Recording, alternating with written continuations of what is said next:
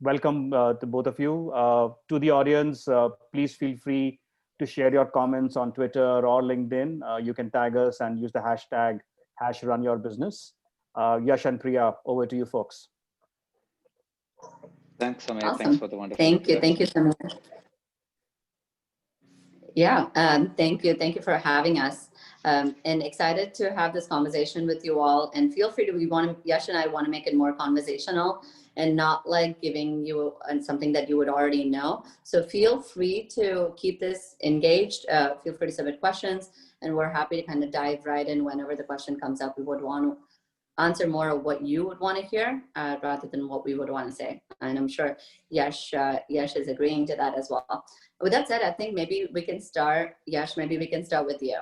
I know you wrote a blog specifically on this, on the art of pitching. Maybe we can talk about, I think Shreya was just saying that feel free to do any plugs on social, and that's on the chat as well. So Yash, going back to you, right? You wrote a recent blog on this, specifically on pitch, and when I use the word pitch, it's not about pitch at all. In my head, it's about storytelling. Talk a bit more, maybe highlights from what your blog, and kind of key takeaways, and that could form kind of a conversation for us. Sure, Priya. And I think you said it the right way. It's about telling the story, right? So in order to tell the right story, I think you need two things. One is you need a good knowledge of who the audience is. Who are you pitching to? Who are you talking to? And there could be multiple things, right? And especially as a startup, and then I'm going to take a view of the startup here. And you have almost three different audiences, right? On one side, founders more and more, they see themselves in front of in larger audiences in demo days or public events or conferences, etc. So there, it's not an interactive session. But it's like a 5-minute presentation but you need to get all the elements there very quickly. And then you're going into a more in-depth conversation with a VC or a group of investors, or even a customer advisory board, for example, where it's a many-to-many, usually one-to-many discussion, one-to-a-few discussion, I would say. And finally, you're talking to your customers. At that time, what you're doing is also pitching them on why they should buy you, right? So at the end of the day, these are the audiences. So you need to really understand the context, the audience that you're speaking with, and the second part of that element is the storyboard, right? What is the story? And the storyboard, typically there are certain basics. The basics are around team, technology, traction, market, and the pain point that you're addressing. And we can get into the details as we move along in each one of them. But I think you need to. I fundamentally believe in BFF, which is best foot forward, rather than trying to always correct some of the mistakes or the weaknesses, etc. I'd say double down on the positives, put your best foot forward, and enhance on why the investors or customers should back you based on that strength, right? So that's where I would craft the entire story based on that thematic. So that's my initial thoughts, but as we go along, we should dig into some of these things. And on your side, how do you think about this process? You're absolutely, I mean, I think you absolutely nailed it. To your point, when you were actually even walking through some of the things about, YC Demo Day, using just that as an example, you're in front of like hundreds of investors. How do you stand out? So it's about being genuine. It's about being, end of the day, GPs want to make money. Let's just be realistic, right? And end of the day, they want to make sure that they're looking at, can you guys hear me? Sorry, I thought I got cut off for a second. End of the day, GPs want to make money for the LPs. They've raised money from their limited partners. So it's about you to convince that the market is large enough and you're highly differentiated and you are the one to make that difference. And that comes to that storytelling. And I know, yes, we're going to get into it when we talk about product, right? When we talk about product and the team and the traction, those, I mean, though it sounds like obvious things that you would need to do, each of those have to be thought with the investor mindset in head while you're communicating it. because they're hearing this from every single person, right? So how do you differentiate? And I get to see, we chatted about this, I get to see in this unique vantage point, because I have several investors like you are as my friends, but ton of founders as my friends as well. So I get to see both sides of the coin on what works and what doesn't. So I always play a role as a therapist, that I use it to kind of try to fill the gap in between and try to provide that feedback to the founders, and more so with the early stage founders, because your pitch is the hardest, in my opinion, because end of the day, you're sometimes just with a pitch deck, just with this vision that you have, how do you communicate? So it's even more critical for you to be as crisp as possible with the vagueness that you're living in. I mean, if it makes sense. So totally agree with you. It's about storytelling and effective storytelling. Great. And Priya, how do you usually recommend that entrepreneurs when they're crafting the story, how can they make the story pop? Yeah. I mean, I think it's a few different things that it's critical, right? One of the things I would say is don't use, I'm going to make it very tactical. If I have to think about 3 things that you would want to make your story pop, it's opposite of what you would typically get in advice. So if you want to make it pop, you would always end up using a jargon. That's what I see founders use. Do not use a jargon. So stay away from typical jargons that you would use. Use your story. What is your story versus a story that you would want to hear? Right? So it's very critical to make that unique to you and kind of tie it back to your experience.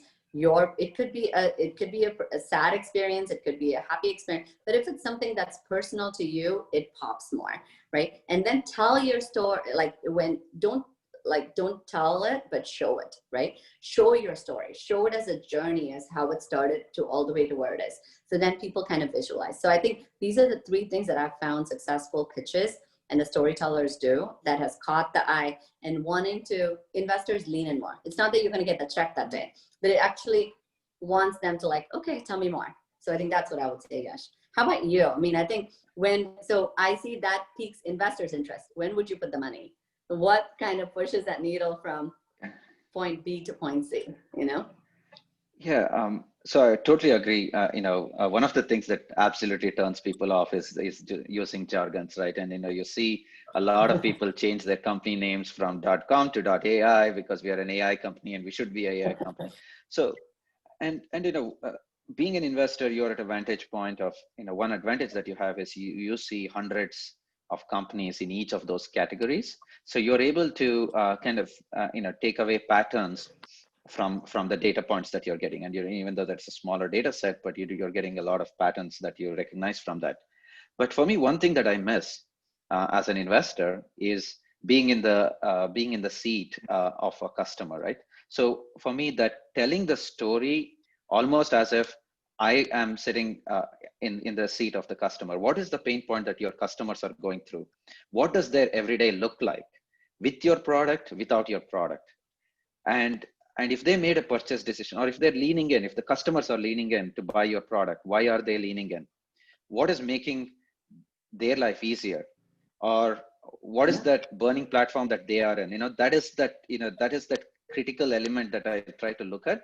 Say, okay, look, if I were in this position, if I were facing these problems, this would be the solution that I would do. And attached to that, yes, I mean, that will work for a few customers, but how would the scale? How can is that problem repetitive to thousands, if not hundreds of thousands of customers? And can you repeatedly solve that problem as a company, right? So that element of pain point and the scalability that you bring in solving that pain point. Can you solve it at scale? So those are the things that really make the story pop for me. And how does it, just as a follow on, what is the red flags? So what is something beyond the jargon part? What is something don't do it. Don't do it because that kind of turns me away. Yeah. So of course, I kind of mentioned this thing about team, technology, traction, market, and pain points, right? Right. The things that sometimes turn away is when entrepreneurs just focus on the macro trends that are happening in the market. Macro trends are absolutely important. You want to be in fast growing markets. You want markets that are undergoing transitions. You want markets with a particular size of a structure. But when you sit the whole pitch trying to listen to the entrepreneur on, okay, this trend is coming in, then this trend is coming in, then this trend is coming in. That's why we are doing this. It doesn't make, again, like a lot of, it doesn't make me lean into the problem. For me, yes, I mean, these are all great. Those are foundational elements. But now tell me about what are you going to do differently than the rest of the things. In today's world, I mean, you've seen those charts, right? 8,000 logos in each small category that you're in. Startup world is crowded. So, that brings out an element of, you mentioned that, uniqueness. How do you say you are unique, you're doing something different, and you're doing something different that is adding a lot of value to the end customers, right? So that I think is very important. That's a big turnoff. How about you? No, ditto. What I see is vulnerability, right? I'm going to use current situation of COVID, and really good companies are continuing to still raise. And when I see my clients raise, I like, obviously I'm seeing them through the process, but I actually call them right away and just understand the uniqueness. I know the individual, so I know that what's kind of the person that they are and why they have been continuing to be successful. But I want to understand kind of what uniqueness of the pitch, right? It's about being vulnerable. It's about acknowledging what did not work, and acknowledging and what the pivot that you did or the change that you did. Kind of those are the even more critical, because as an investor, what we're hearing is unit economics is even more important now. Even at the early stage, whatever that unit economics could mean to you, whatever those numbers mean to you, put those numbers in there. Put that numbers in there and say, hey, this is what my projection was, but I can't make it. This is COVID. We can't make it at this point. But just being realistic to those assumptions and those vulnerability in your, so it's not a storytelling at that point anymore. It's about being real. It's about being, what can you do and how are you pivoting and changing to the new environment? So I think those I feel like are success factors, in my opinion, on this pitch perfect from a founder view.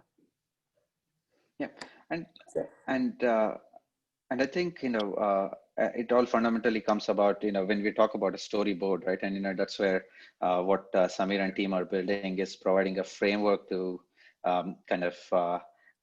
for the entrepreneurs to go through the story building process, right? And a very important element is research. There is and that's preparation, research, whatever you may call it. Research on the market, and of course, the market dynamics, what's happening around, who's your audience, and what does the audience care about, right? And again, we went through the 3 different kinds of audiences that you're talking to. And finally, even when you're talking about unit economics, you're talking about capital estimation. What is the market now looking for, and where are you?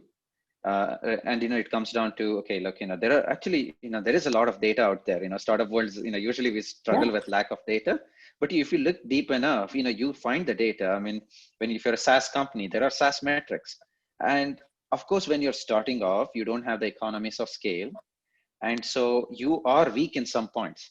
And your point of vulnerability is very important. There is that, yes, I am weak in these 2, but I'm super strong in these 2. And how this would contribute back into the ones that are weak, and how those are going to improve over time. Or sometimes, you may say, okay, it's not going to be the best, but I'm going to hold it at that, but focus on things that I'm best at, right? So, it helps you prepare better. It helps you tell the story better, right? So I think the preparation is extremely important as you go through this process. Right. Right. So and let's kind of shift. Yeah, sorry, go ahead. No, I was going to shift the discussion in a little bit more in depth towards we talk about storytelling, right? And a lot of the people in this audience are cross-border companies, people who are building teams in India and kind of ambitions to go into the global markets. How do you bring in that element of our local experiences and why, and this whole why cross-border? So any thoughts on that, and on how to best tell that story for cross-border companies? A great question. And I think we chatted about this as well. As a market lead for India, I'm blessed with an opportunity to work with some of the best early stage companies coming from India, and not just startups, but also the funds themselves. So we get to see both sides of the coin. And one of the things I would want to start off, and we chatted, Samir and I chatted as well. I think it's the humbleness of our culture, right? Humbleness of our culture to be 200% to be able to then put our 100% out is completely a different culture to what US operates in. So I think that's a mindset shift that, I think India has been going through this, and they're like, every day is getting to be stronger and more founders are getting a lot more confident with Postman raising money, or Baiju just becoming a decacorn, or some of these Clever Tap and several other companies doing really good. SaaS companies are getting stronger and stronger by day in their storytelling. Let's just start with that. But there's still a significant difference when I see a founder from a Stanford pitch to from even a top tier school founder coming from India pitch. It's just because how it's the underlying talent is the same, or sometimes I have to be biased that even it's better in India, right? The underlying talent is even better. We have one up. But where the communication and putting the story together in all of those pieces that you mentioned is not necessarily connecting the dots. It's not necessarily connecting the dots. It's not really telling the whole journey. It's not using a lot of jargons, as we talked about.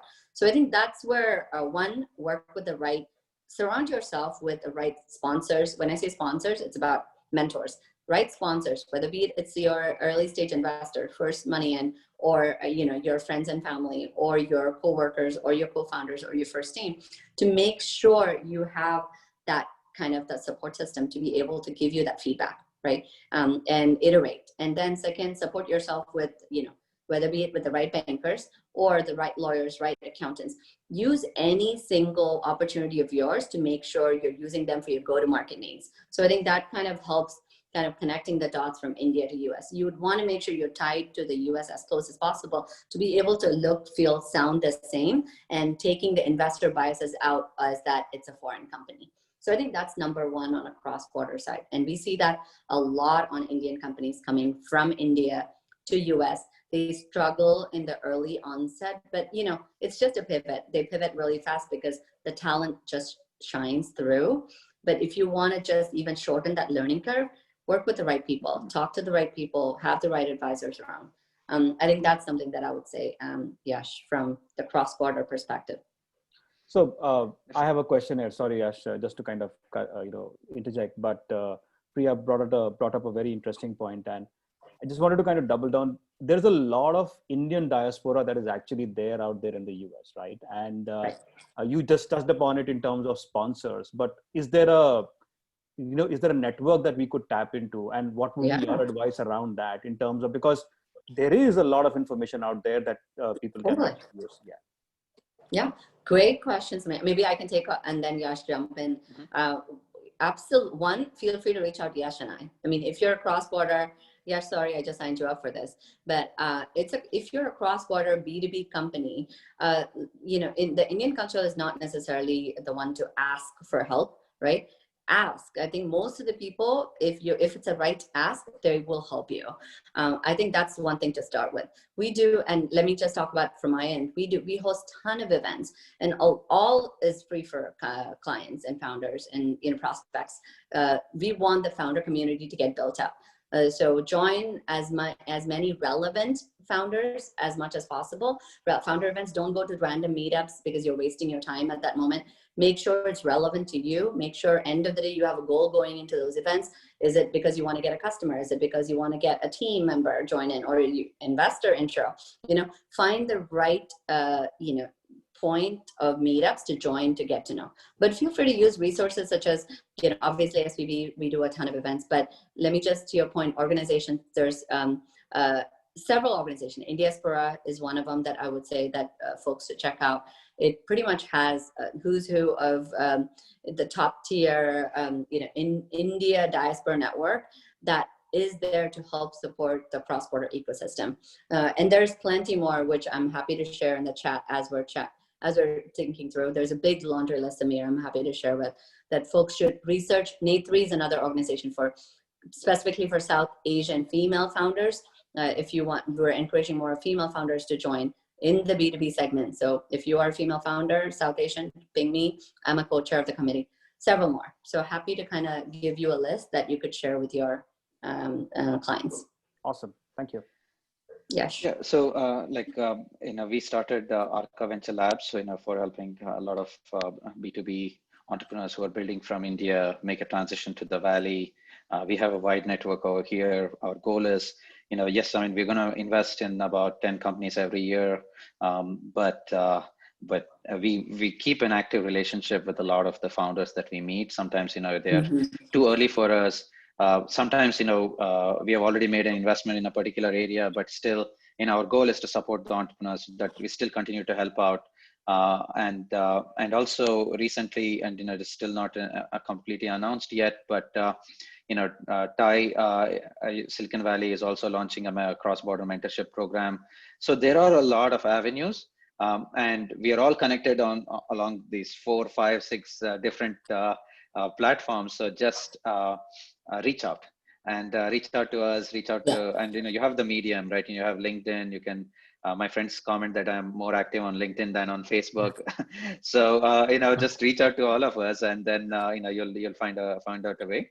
But also, I mean, you're also going through this process is what you would be going through to find your customers, right? So, you kind of, you got to put in that hustle a little bit in order to get to the right folks and use them to get to the eventual folks that you want. So, it's about being active. It's about having a sharp message. And I see a question that. Go ahead. Oh, I was just going to say just one on the keeping it candid, Samir and Yash. When folks are reaching out to any one of us or any folks in the US, say for an intro or anything, just note that we're probably getting hundreds and thousands of the same requests, right? So you need to make sure it's not about, ma'am, can you make this intro to this top tier VC? That doesn't happen, So make it why you. Why is it me putting myself out there to make an intro for you? So again, put that investor hat on. If you're an investor, if you're me, if you're Yash, why would we put? So you make our life easier. So give a pitch deck, give a strong story on why, and why is it relevant to that investor. Again, going back to Yash's point of research. Have you done the research that this is the right investor for you and you are the right investment for them? So if you make it easier for us and package it in such a way, not a big deal. It happens much easier. So I just want to throw that out there. Yash. No, absolutely. That I was about to say this, the same around what is your ask and why is that ask important? And I think again connecting back to how do you make the story pop, right? I mean, if you have the right ask, but if your story is not popping on kind of why your ask is important, then you may lose out on kind of the eagerness to make an introduction, because at the end of the day, people who are taking these introductions also are busy people, and they have limited bandwidth to listen to you. So you want to make it attractive. You want to make a strong case. So speaking of which, and in order to do that, there is also a question around this. How do you build an elevator pitch? Right, for you, you should absolutely have an elevator pitch. And in the blog that Priya was referencing to, I kind of break it down into 4 components. So I can go first with those 4 components, and Priya, please feel free to add on this. So I would say for the X, Y, and Z of the world, right? These are the first of the 4 components. Describe your target audience. Like, you absolutely need to have one primary target, maybe 2 in some exceptions, but don't have 3, 4, 5 different targets, right? So for the X, Y, and Z of the world. And what do? Your product is and describe a product. For example, you're a vertical SaaS product for customer management, whatever it is, and try to bring it down into layman's terms than try to put in a mix of jargon around we are the AI on top of a blockchain, doing RPA, whatever it is, right? So just kind of bring it down to layman's terms on what is the business outcomes that your product is going to drive, and that brings to the third point, which is what is the business benefit that you're going to drive. So for the XYZ end of the world, our product is a vertical SaaS company, whatever is the short description, that provides a benefit. What is that benefit? Keep it brief. It has to be attributable to the primary target. So that's the main thing. The target that you mentioned in the first part and the third part should be connected. And then finally comes down to why your product is delivering a better solution than the rest of the ecosystem. So that's the last part. And there usually the story kind of pops with one or two main features, two maximum, not more than that. Maybe you have the best AI engine to automate or sift through millions of unstructured pieces of data. And you have something over there that nobody else has. Or you may have the deepest workflow integration in a particular industry, whatever it is, right? So, these are the four parts. So just for completeness, I'm going to repeat that again. For the XYZs of the world, describe the target audience that you're in.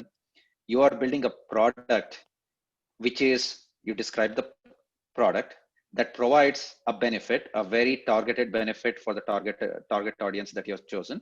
And finally, through the one or two main features that you have, right? So this is, in my opinion, a good construct for building an elevator pitch. And once you have that, people are going to be interested in different parts of that elevator pitch.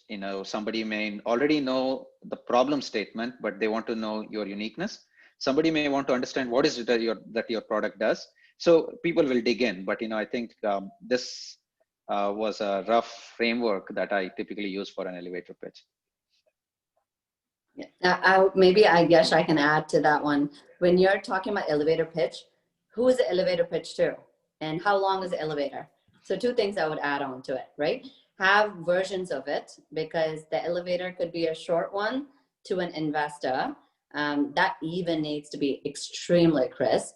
But if it's to a customer, right, and it's a longer elevator, then to get, again, who is this pitch for, and how much time do you have, and is it about getting the first meeting to get to build the case more?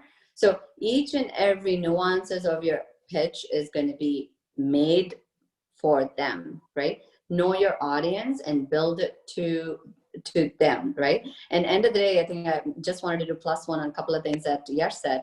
He mentioned about how big is the market opportunity. I would even break it down in your head into SAM, serviceable addressable market, serviceable obtainable market, and the total addressable market. Typically, people end up talking about the TAM first and not necessarily all the way go down to the SOM, because it's almost like a funnel, right? So you need to talk about the TAM, then it comes the SAM and the SOM. Always talk about the SOM, because at the end of the day, that's what's going to make you the immediate money. So then obviously TAM is an opportunity that you can build over time, but it's much longer. So that's one. Other one is in the last portion that Yash mentioned about uniqueness, I would make sure you highlight your team. Are you obviously if you're a serial founder, you would have mentioned that as a line one. But if you aren't, and if you're coming from a unique education that has brought you that unique skill set, highlight that. And maybe that team, I'm just making it up, but you worked at Google, you're early engineers of a certain product that is now you're pivoting to make it more unique. Mention that. I think that people tend to look at it more, saying that even if that product is not going anywhere as a version A, they already are building on you to come up with version B of the product. So I think team is extremely critical if you have that unique nuances to showcase in your pitch. So again, sorry, interjecting with a question once more, but wouldn't you say then the elevator pitch and the pitch deck are essentially flavors of the same thing? It's just depending on what time and who you are, in front of. The storytelling aspect will never go away. It will always be the same, and you have to kind of stand out in each of these formulas, right? Is that understanding correct? Absolutely. I mean, I think from my perspective, absolutely. I think it's a pitch deck. I don't know how many people are now still looking at pitch decks, but in a version of like 40, 50, 70 pages. Now it's getting even shorter and shorter and shorter, more as conversation and wanting to get to know. So I think having different versions of it and fluidity of it is key. But at the end of the day, it's your story to tell, right? It's you knowing your product in and out, your vision in and out, your team, right team to build it in and out. So I think, coming up with the version that kind of adapts to it is going to be a key. And Yash, I think there's a question for you in terms of like, you get hundreds of pitch decks to invest. Do you look at all of them? I at least go through all of them. I may not dig into all of them. So typically, we look at about 1,000 deals a year. We invest about 6 to 8 companies in a year. So I do look at a lot of the companies, and then some of them, again, it's the companies that pop. There are certain industries where I have gone already deep into them, and I already have a thesis. So it is easier if when companies which kind of match those theses come in, it elevates the level of discussion. Than there are some industries where I don't have that much of knowledge, or there are some industries where I'm a bit negative in terms of my outlook. So those in those areas, it tends to kind of decrease. Yeah. How about you, Priya? And how about the competitive landscape? Like in the pitch deck, when you look at, I think this is one thing, it's very critical. If you're building an idea, that looking at the competitive landscape, you have some big mammoths out there that is potentially could be, either building it now or in the future. How do you look at those, and how much of a competitive landscape play into the picture of how strong a pitch is for you? So competition is good, and competition, too much of competition is sometimes risky, but having competition is good. That means that you're in good company. And you asked a very good question right at the beginning, which said, hey, what are some of the things that are a big turnoff for you? The big turnoff is when entrepreneurs say, we have zero competition, we are the only ones doing it, right? So that is even if you don't see any competition, probably status quo is a big competition there. So you got to be aware of it, and you got to acknowledge it. And there are of course different ways to talk about your competition, 2x2 grids or a matrix style with different kinds of levels of rating across you and your competition, what other people provide or not. And sometimes, people just talk about, okay, the only competition is large companies, right? Like Google, Facebook, and other, or Amazon, and there are no small companies. But you have not dug in enough, because there are thousands of companies in every small piece that you kind of spend time on. So, so that's very important. Yep. Yeah, absolutely. And Samir, were you going to say something? I know you were. No, I was actually going to ask the question once you guys finished, because I wanted to go back, Priya, to one of the things that you had said earlier. And there was a question around it as well, which was around advisors and accelerators. Like Arca is an accelerator. And you talked about sponsors and advisors. And the question essentially was, okay, how do you kind of balance or, weigh one over the other? How do you kind of, understand that system better? So I think that's what the person wanted to know. So if you could guys talk about that. Yeah. I mean, I'll have Yash talk about why Arca, and I can then do a +1 on why folks like Arca is critical for, specifically SaaS companies. But let me talk about the mentors and sponsors a bit really quick. It's extremely critical for founders, especially coming from India or emerging markets into US markets, to make sure you're surrounded, not just in India, but also here with the right people, right? End of the day, any small leg up or help that you could gets you to the right crowd, that helps you get to the journey much faster. So one caveat is, I've heard that the people sign up to be advisors or mentor, not necessarily mentors, but advisors for an advisory fee. If somebody is getting in for the sake of a percentage of an advisory fee, that's like a red flag to me, to be honest. Unless if the advisor is actually going to contractually get you a contract, that is going to give you the unit economics that you need, then it's okay, right? Think about almost like an investment. Like you're making an, okay, that's fine. I'm giving you a percentage because you're going to ensure that you're going to get me this, this, and this. But otherwise, people just want to be helpful, you know? Like for me, I've been here for more than 2 decades. For me, it's extremely passionate. If I see a founder move from point A to point B, it just makes me happy. Like I think there's a ton of people in here who have been there, done that, like Yash. So they want to kind of give back. Obviously, we don't have plenty of time, but enough time to be able to give you that time to advise and provide that mentorship. Try to find those people that are relevant to you, relevant to your business model to be able to help you move the needle. But if there's a percentage of equity involved, I would obviously be a lot more careful, right? Yes. Very good points.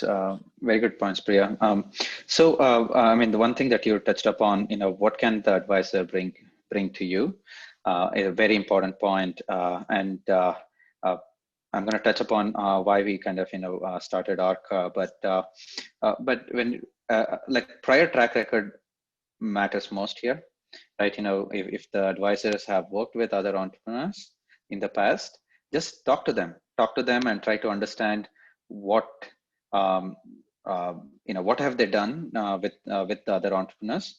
I think that will give you the insights that you need in order to be able to determine whether the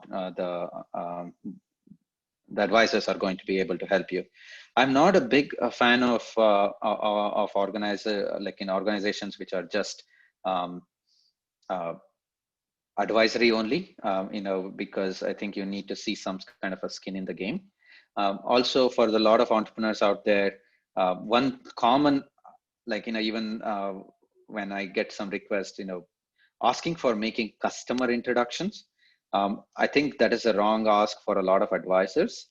You know, you are building a product, you are the company, and you have a unique perspective on the problem. So you should be able to go and get customers.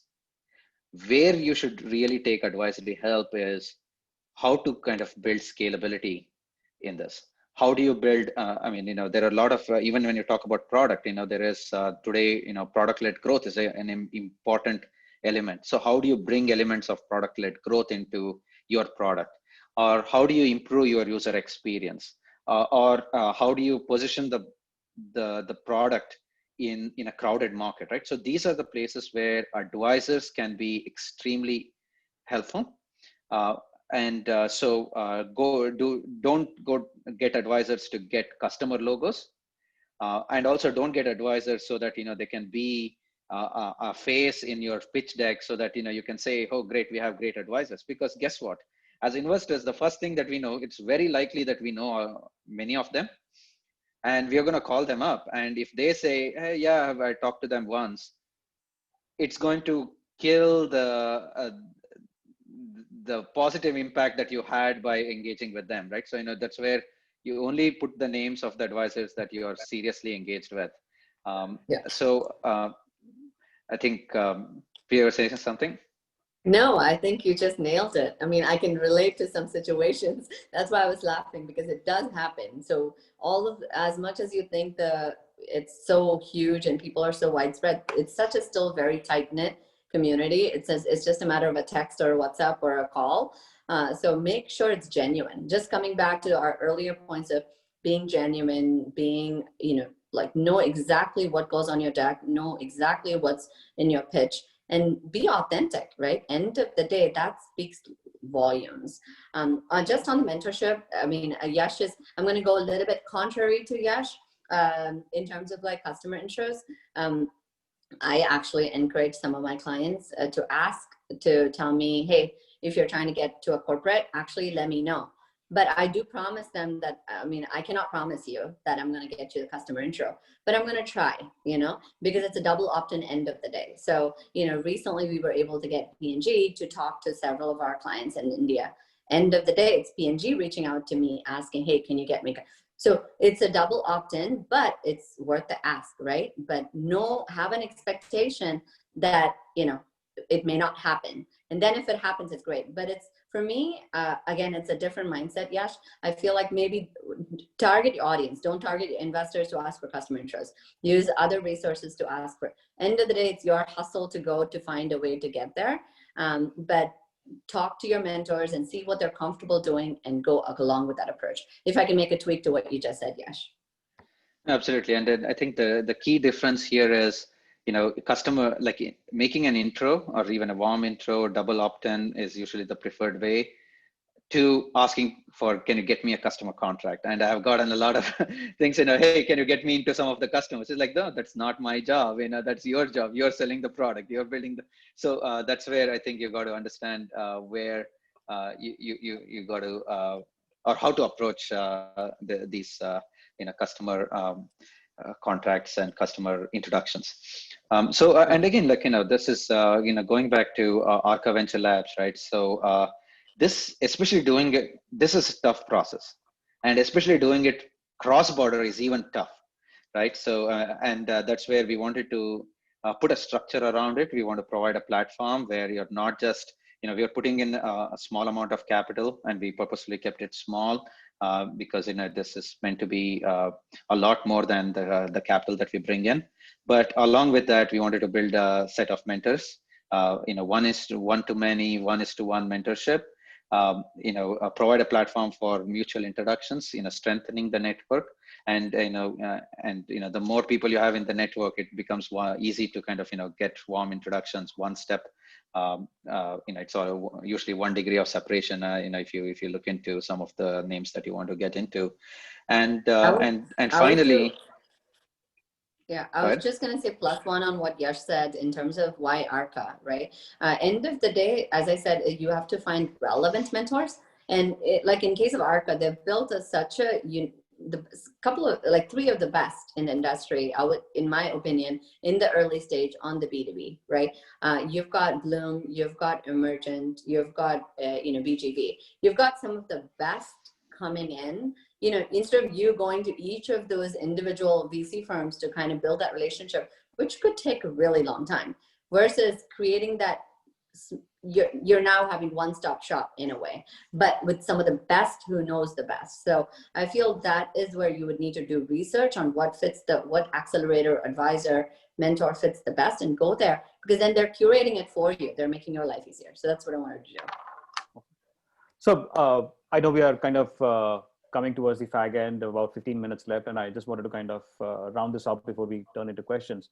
But one thing that I have seen in pitches is people are being shy about asking for how much money they need, and what would be your advice around being upfront about, the money that they want to really raise, etc. How should they set expectations around it? Any advice on that from both of you? Yash, we can start with you. Yeah, so I usually talk about something called the minimum viable capital. So basically what that is just a very thorough understanding. I mean, this goes back to the research stage. This goes back to the preparation stage on, look, you're depending on the stage of the company, you either have a base level of revenue or you don't have revenues, and you have some decent projections for the future, some of which may pan out the way you expect. Some of you may overshoot it or you may undershoot it, right? So there has to be an element of scenario planning around this, but you have a minimum burn that you need. I mean, especially around engineering resources, around customer service resources that you have to invest ahead of time.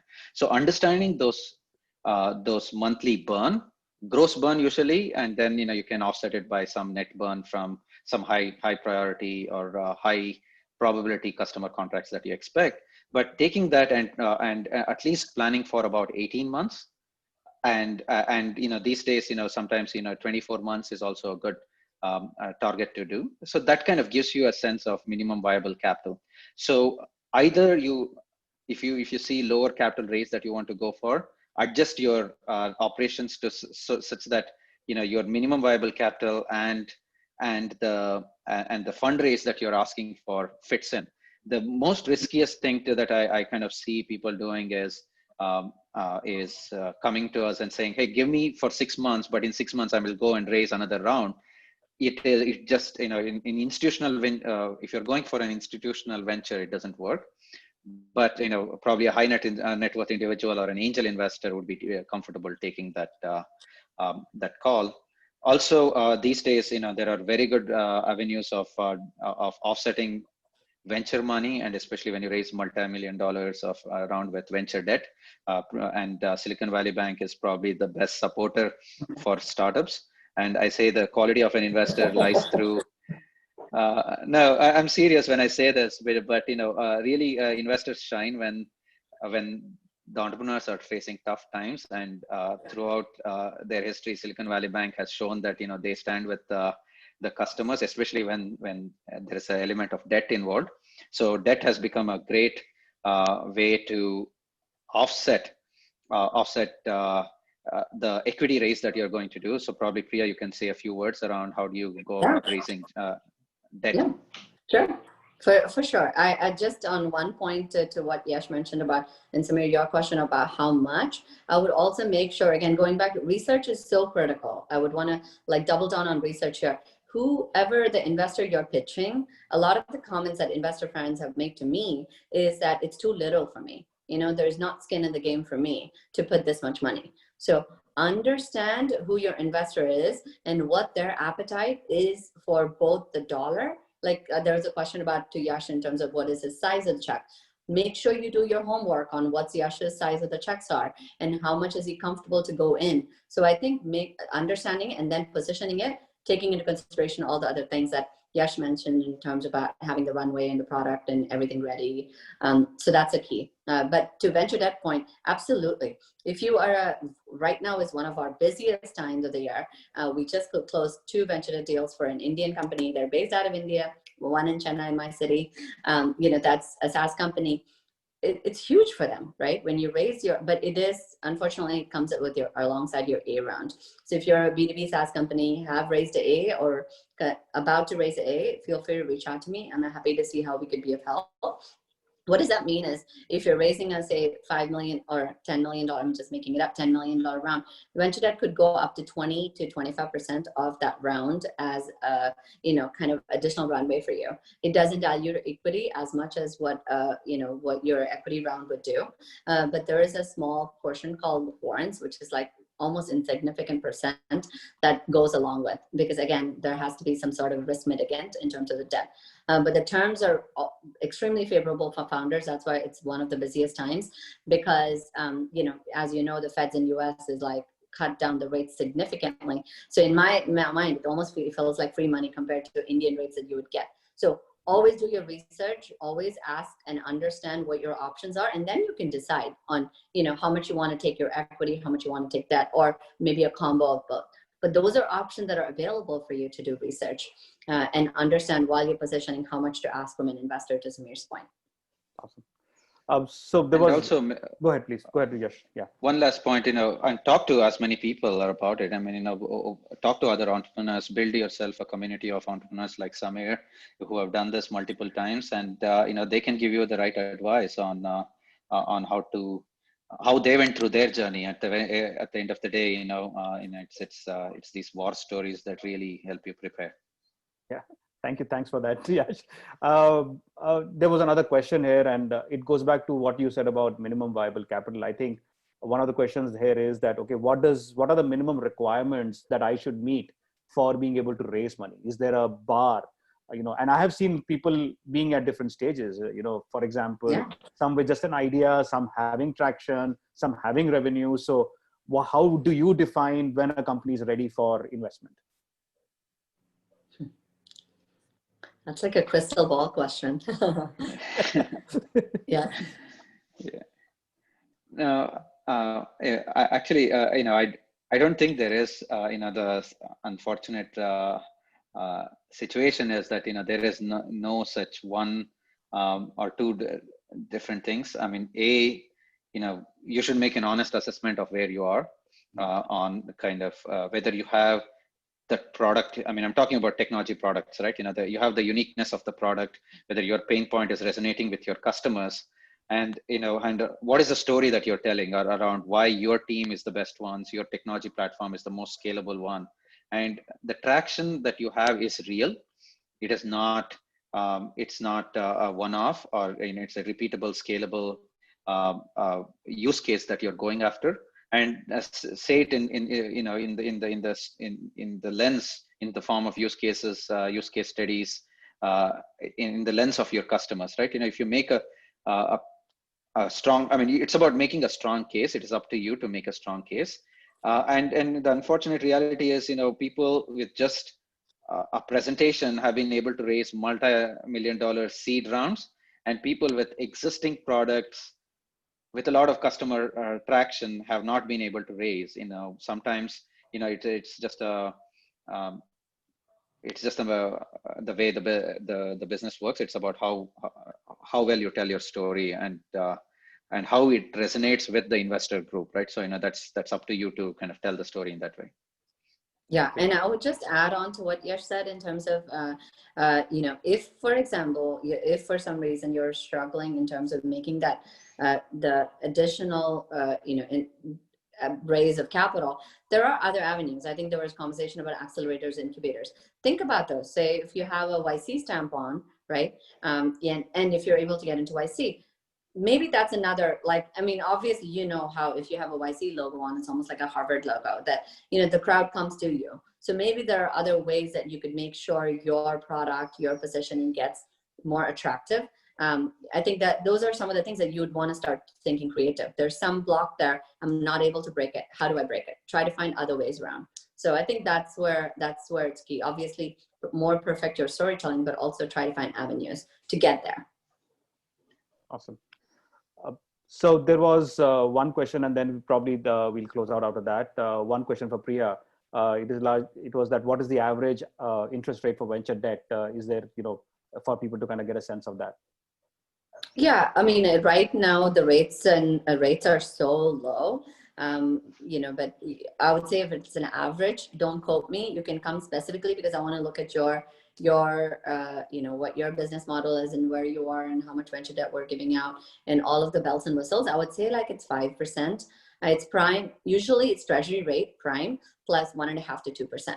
So as the prime rate goes up and down, the rates go up and down. So you would need to make sure you look at what the prime in US Treasury rate is, and then add 1.5 to 2%. And that range differs based on where your business model is. And compared to India, that's like nothing. So yeah. It's a no-brainer. But again, to get that, you just need to be at the right stage and the right business model. B2B SaaS companies are the ones that are most perfectly set up to get access to it either now or in the near future. Awesome. I think that was great. Thank you so much, both of you. It was really, really pleasure having you talk about this. I do hope everybody found it useful. And folks, please feel free to share your learnings on social media. Anything that you have any more questions, please feel free to reach out to me, to Yash and Priya as well. We'd be happy to kind of respond as soon as we can. Really love that. And thank you for being such great participants. Really appreciate that. Thanks, Yash. Thanks, Priya. Thank you so much. Thank you, Priya, Thanks for having us. Yeah, bye-bye. Thanks, Priya. Thank you. Thanks. Bye-bye. Thanks, everyone. Bye. Bye.